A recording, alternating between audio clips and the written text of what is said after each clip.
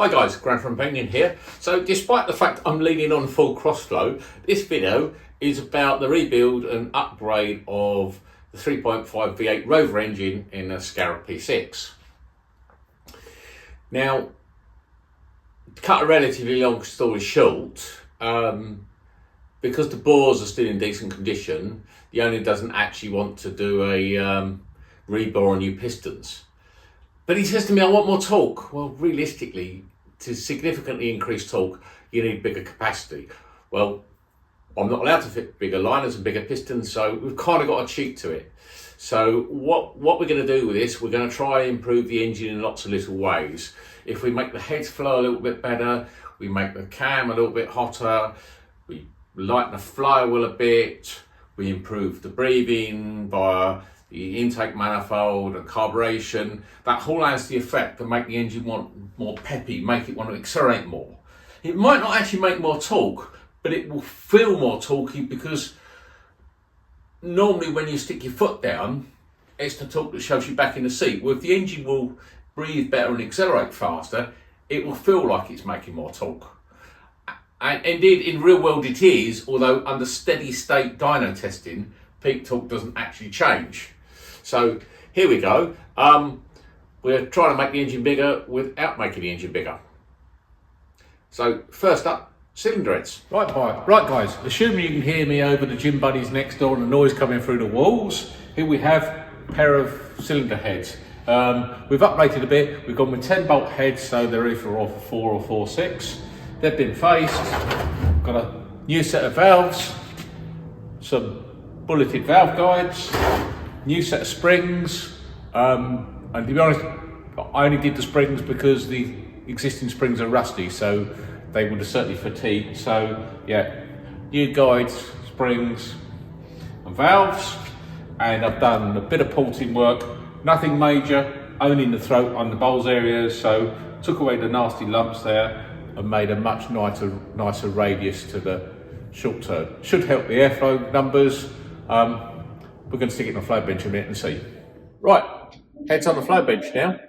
And for those that don't know, basically the flow bench, we can measure and calculate the amount of air that flows through the port when we lift the valve by a known amount. So this screw thread here opens the valve. We've got a DTI gauge to show how much. And by controlling the vacuum and reading the vacuum measurement off this manometer and percentage of flow, which is basically the difference between the vacuum in different parts of the flow bench, we can work out how much air is going through the head. Now typically, the more air, the more power, but not always. But it's rare that a big jump in airflow doesn't make a noticeable difference in power. Couple of CFM, maybe, maybe not. But anyway, so let's run the numbers and see what this is flowing now, because I already know what a standard unmodified head does.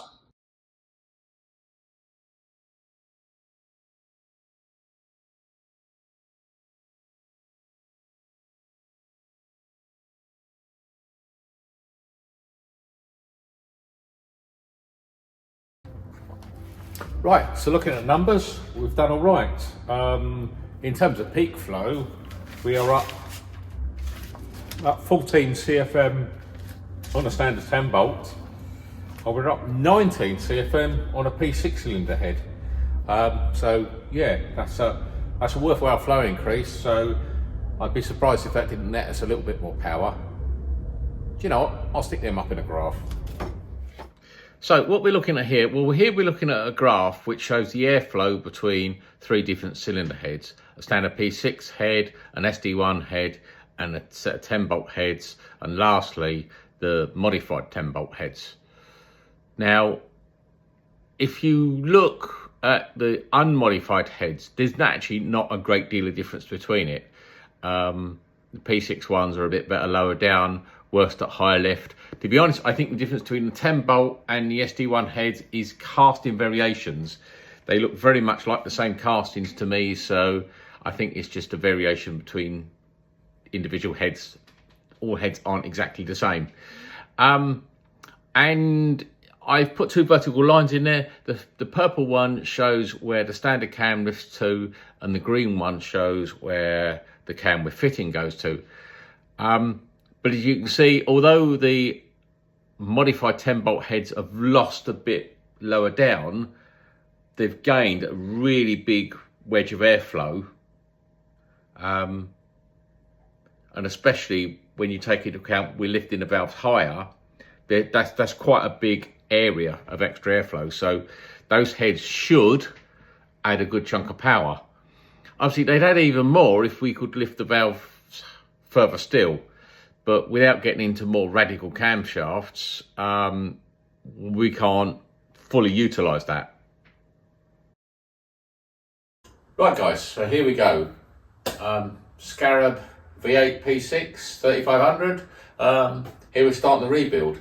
Now, it always used to be said that V8 Rover blocks don't wear, but to be honest, it's quite a while since I've done one that didn't need a bit of rebuild or couldn't significantly benefit from one. But this was one, so the bores are really good. The pistons are good, so bores and pistons. Bores have had a home with a bog brush, and pistons have had a good clean, so just a new set of rings. Cranks had a ground, cranks had a grind. Now, what else are we going to do? Well, standard 3500 engine. The first thing to make it a bit more responsive, I've had the flywheel in the lathe and took a couple of kilos off it. Not a lot, because I don't want to lose a smooth tick over. Didn't take a lot off, but I did take a couple of kilos off the flywheel. And the flywheel has been, I lightened it, and then I sent it off, had it rebalanced. Gonna put a camshaft in it. We've got a Newman phase 2, so that is one up from the cam I put in the Cameron Green car, but the Cameron Green car was automatic. And you really need that torque low down to make an automatic work, but it's better with a manual. We've got a Kent Cams vernier to time the cam in. We've got an uprated distributor from Real Steel. Right, here we are, crank. Now obviously on a V8 Rover, the thrust washers are actually built into the middle bearing, not an issue. But sometimes what is an issue is that a lot of the time now, crank grinders won't grind the thrust faces. And with an oversized bearing, you get thicker thrust faces. So it's not that unusual that if you've had a V8 Rover crank ground, either the crank won't go into the thrust bearings, or it's really tight or it won't turn. So what you need to do, and it's not rocket science, bit of flat surface, so wet and dry, bit of oil, and you can gently rub the bearing down and thin it down a bit. But what I've done here is that I've already done that, but I didn't try and put the crank in the block first. I put the bearing on, check the end float,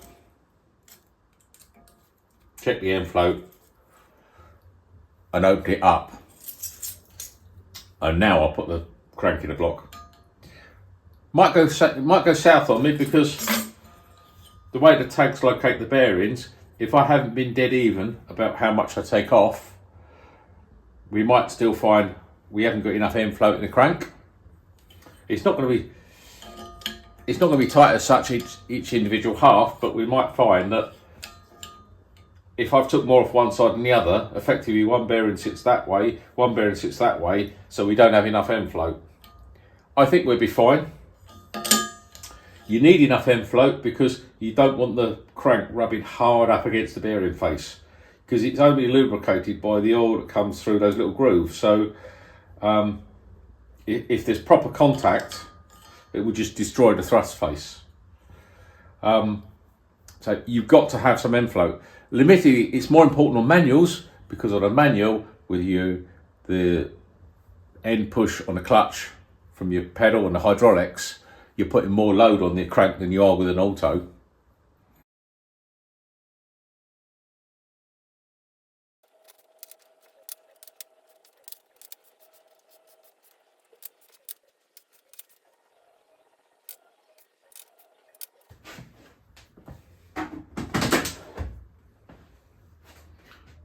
Right, that's the mains torqued up. Oh, that crank turns lovely. Now, need to check out the inflow. Right, so having torqued down the mains, I just want to do a quick check on the crank inflow. To be honest, it's not actually that critical, but it'd be nice to know I haven't got anything really wrong.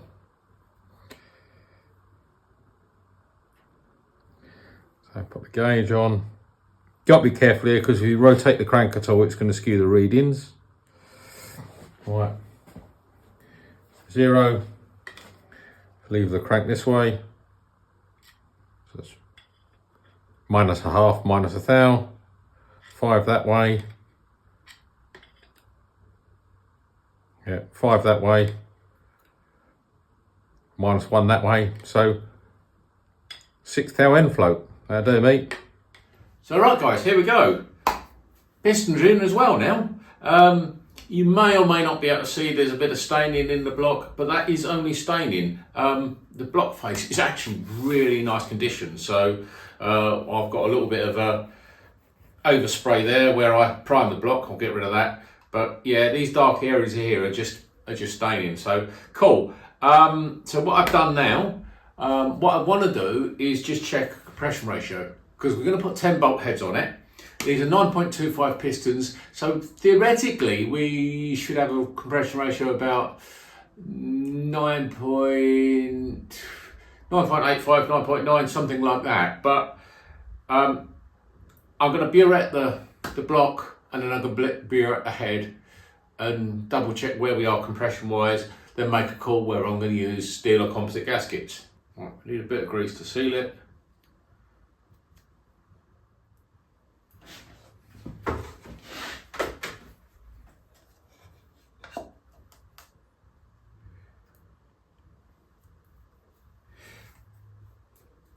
Press it down, make sure the grease seals the perspex.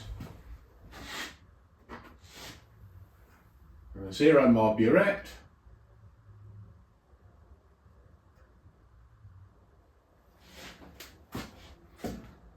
There's my 50cc burette.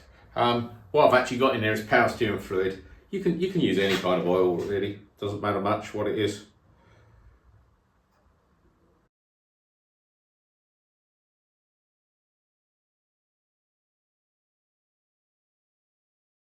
So, which is it? Steel? Composite? Well, our 10 bolt heads worked out at a fraction over 28cc. They had been very lightly planed, but it was very light skim, and obviously cutting valve seats will drop the valves back a fraction. So basically the 10 bolt heads are 28cc. So if you do the maths, if we put the 10 bolt heads on these 9.25 pistons with the thicker composite gaskets, we raise the compression to 9.35. So not enough in my opinion to make it worthwhile. But if we use the 10 bolt heads and the tin gaskets, we get 10.1 to 1 compression. So steel gaskets it is. Sorry, I lost some footage here, so here's just a single still of me part the way through timing the cam in. After obviously time the cam in, I put the heads on, all looks nice and clean, nothing spectacular to look at here. And finally, a sneak preview. I actually cleaned some rocker covers up, painted them black all over, and polished the ribs down, making them look pretty. Right guys, so where are we now? Other than in front of the pretty penguin.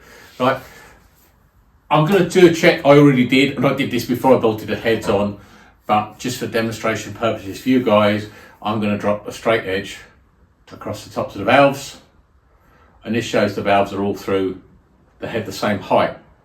And if you're going to shim up the rocker post with shims, you kind of need them all to be fairly similar, because otherwise you have a lot of preload on some, not so much on the others. In most cases, you'd probably still be within the tolerance that the lift will allow. But anyway, ideally you want them all the same. Now, I have recut the seats, but I didn't take a lot off on all of it. If you had a bit of discrepancy, you could shorten some of the valves a bit to even it out, but we didn't need to, and all is fine there. So what I'm going to do next is drop a couple of followers in, stick some rockers on, some push rods, and see if we actually need to do anything in terms of shimming the lifters or not. I don't particularly like shimming them, but unless the lifters are very compressed, I won't. It's pointless exercise.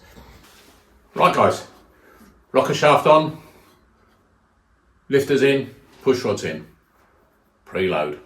Oh, what a subject. Anyway, like I say, I've said many a times that most engines don't actually, despite what the internet and everyone will tell you, need shimming of the rocker shafts. And nobody mentions this, but in a lot of engines, you look for the rocker ratio. Or not so much the rocker ratio, but the rocker geometry. Well, when you start shimming up rocker posts, you're actually affecting the rocker geometry. So there's another reason I don't particularly like to shim them up. So your other option in terms of, instead of shimming a rocker post, is adjustable push rods or adjustable rockers. Adjustable rockers are expensive and not that straightforward. And the thing with adjustable push rods is you have to enlarge the holes in the head. And if you don't, or you don't get it big enough or right, the push rod will rub on the head, which won't hurt the push rod, but it'll stop it rotating. And if the push rod doesn't rotate, the cam follower probably won't rotate properly, and you will suffer from premature cam follower wear. So anyway, I think, despite the fact I don't really want it, I think I'm going to have to shim these, and the reason being that we've got 10 bolt heads, which are thinner than 14 bolt heads, but we've got steel head gaskets. So there aren't tools as such for shimming them, but what I've got here are bits of aluminium welding wire, which is quite easy to manipulate, bend, grind, and we're just going to get a feel of it in here. So I'm going to bring you in a bit closer, and we can try and do some measuring. Right, time for measuring. Right, we've got number one here is on the base circle, and number one exhaust is somewhere near peak lift. And there's the critical distance that we're trying to measure there between the top of the piston, which has been compressed, and that clip. Now, if we compare this inlet, which is on the base circle, compared to the exhaust, which is somewhere near peak lift, you can see that there's much more play there than there is here. And that's because that piston in there, that lifter, has actually been compressed a lot further by the valve spring. So it's not bottomed out. So even with that large amount of preload, this will actually work quite well. But it is a lot, so I think we've got something like 160 thou preload. And you kind of need to be somewhere in the middle, just so that for whatever happens to the valve train, it doesn't run out of adjustment. So if I go in here with this one, I've got several of these pick things, and measure up there, we've got about 160 thou preload, which is a lot. You know, that's two and a bit going on 3 times, you know, where you'd normally expect to be. So I am gonna shim up the rockers, but I don't want to shim up a lot, let's say, because it does change the rocker geometry.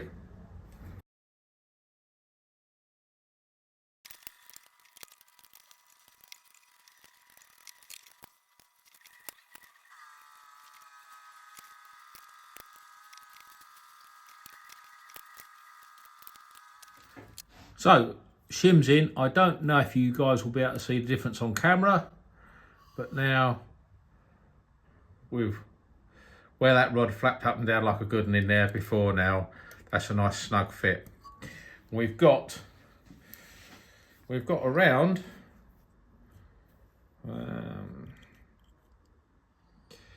see, we got around 80 thousandths preload. So we've got about half what we had before.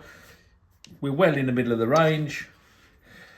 I'm happy with that. To be honest, a lot of people would tell you that that's a bit much, but we've got fresh valve seats and we've got new valves. In service, in use, those valves will bed a bit deeper and it will close that gap up. So I'd rather be on the bigger side of the tolerance, because if we hit 0, then we do have problems. So yeah, I'm happy with that. We're going with that. 45 thou shim, job done. Right, well, not really relevant to this video, but I certainly had a flashback to when I was at school and my maths teacher saying, always show you're working out, always show you're working out, because even if you get the answer wrong, you show you're working out, you'll still get points. Is it points? Well, it's probably marks anyway, but yeah, always show you're working out. So there we are. And I'm not talking about a picture from my granddaughters. Up at the top there, we've got some maths from a full race pit I've just done, and down there was the Rover, various compression ratio calculations and stuff. So I've showed you working out, so I must be right, I must get the points. So right guys, where have we got to now? Well, our engine's fairly complete, and this is the original timing cover off the engine. Now curiously, when I first test drove this looked to have pretty good oil pressure.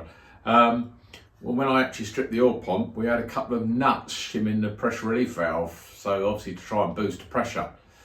Now the point to that shimming the relief valve is that you only increase pressure if the pump and the bearing clearances will allow it. So probably on cold oil, you can see a big increase in pressure by shimming the relief valve, but when the oil's hot, you won't see a big increase anyway. But anyway, so here's the cover. Now, there's a lot of grotty, horrible corrosion in there, and I didn't like that. So I managed to source another timing cover, and that came from an SD1. Now, the only drawback with an SD1 cover, if you've got a P6, is if you want to retain a mechanical fuel pump, you're going to have to tap threads and cut out the blanking bit in the middle of the cover, because SD1s all had electric pumps. This car's got an electric pump anyway, so the fact that the fuel pump can't be bolted straight on is no big deal. Alright, there we go, that's that bit. Okay, let's turn the engine the other way up.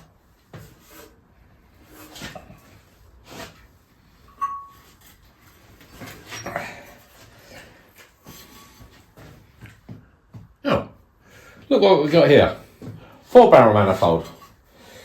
Looks pretty, doesn't it? So there we go. A few more nuts and bolts and we're done. There's our 4-barrel. The carburetor's brand new, along with the manifold, although I have actually run the carb. I ran it on one of my dyno mills, and that particular dyno mill was a 3.5 like this. It had very, very lightly ported SD1 heads, so the heads won't be as good as these. It didn't quite have as much compression, but it did have more cam. And on that, we pulled out 203 horsepower at a self-imposed 6,000 RPM rev limit. Will it do 203 horsepower on this engine? Don't know. This has got less cam, but let's say a bit more compression. So we're going to have to wait for the dyno to see. That'll be in the next episode. Whenever that is, well, that'll be when the dyno's fixed, because currently it's broke. And on that bombshell, you know what to do. Like, share, subscribe, ring the bell, and when the dyno's fixed, I'll bring you some more. Catch you on the flip side, guys.